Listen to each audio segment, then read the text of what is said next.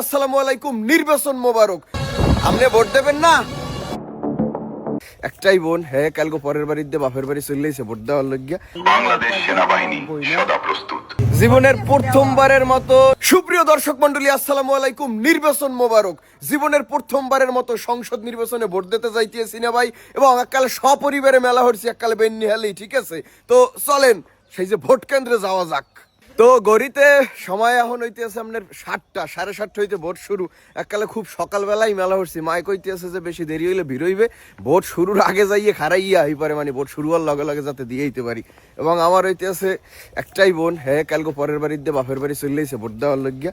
তো আমার আব্বু হইতেছে যেহেতু সরকারি চাকরিজীবী, নির্বাচনী ডিউটিতে গেছে, তো আর বাকি 3জন সদস্য আমরা ভোট দিতে মেলা হচ্ছি আর কি। ঠিক আছে, মানে এটা আমেজ, এবং এটা আপনাগুলোকে শেয়ার করার কারণ হইতেছে বাবু, ভোট যারে মোল্লায় হেরে দেন, কিন্তু ভোট কেন্দ্রে যান, সপরিবারে ভোট দেন, ঘুমাই থাকেন না, হই থাকেন না, আলিশে মেহরেন না, আর গণভোটে একটা হ্যাঁ দিয়েন। হ্যাঁ, শুধু আমরাই না, এই সকালবেলার কুয়াশা ঠেললে আর কি আরো অনেক মানুষজন যাইতে আছে, এবং আমরা একটা অটো পেয়ে গেছি। ভাগ্য ভালো। আপনার অটো কি মানে সরকারি না বেসরকারি? আর সর্বনাশ, ভাড়া কয়টা? হ্যাঁ, আপনি ভোট দেবেন না? তিন নম্বরে হাত দেবেন না? ভোট দেবেন, খবরদার ভোট মিস করা যাইবে না বলো। হ্যাঁ ঠিক আছে, না দেবেন, না দিলে তো দেশের ক্ষতি, ওটা তো হাতে তো হইবে। হাত দেবেন না, গাজরালি হরিয়ে দেশের বাইন মেরবেন। হ্যাঁ ওর বেগে ডাকি দেখছেন, মানে আমরা যে হা এবং না এই জিনিসটা বুঝাইতে পারি না আসলে রুরালের রিয়ায়, মানে এরা এখনো বুঝাও বইতে পারে না যে হায়ের কি আর না এর কি। ঠিক আছে,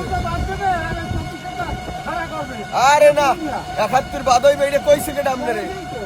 আপনারে ভুল বুঝাইছে, যে বুঝাইছে হে আপনারে ভুল বুঝাইছে, ভালো জিনিস বুঝায় নাই, বুঝছেন? 71 বাদ দিয়ে কোনোদিন বাংলাদেশের সংবিধান হয়? আজব কথা। তাইলে এটা যে বুঝাইছে ভুল বুঝাইছে।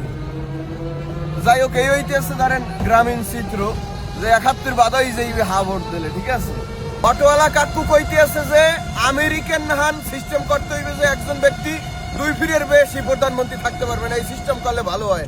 অথচ হাবোর্ডের মধ্যে কিন্তু এইটাই নিহিত, কিন্তু হে এটা জানে না। হ্যাঁ বুঝেন নইছে যে হাবোর্ড যদি দেয় তাহলে 71 বাদ হয়ে যাইবে, আর না ভোট দিলে 71 থাকবে।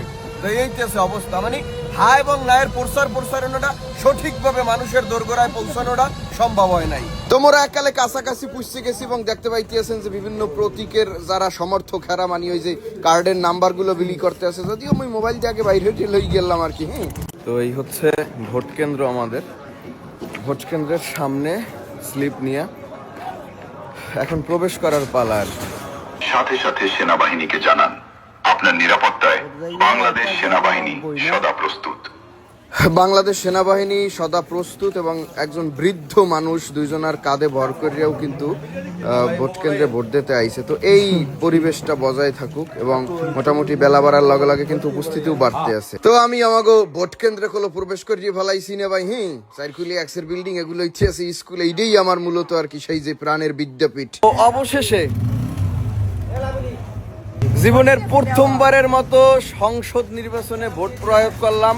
জানি না আর জীবদ্দশায় সুযোগ পাই কিনা, তবে আমরা চাই প্রত্যেক 5 বছর পর পর সুযোগ পাই।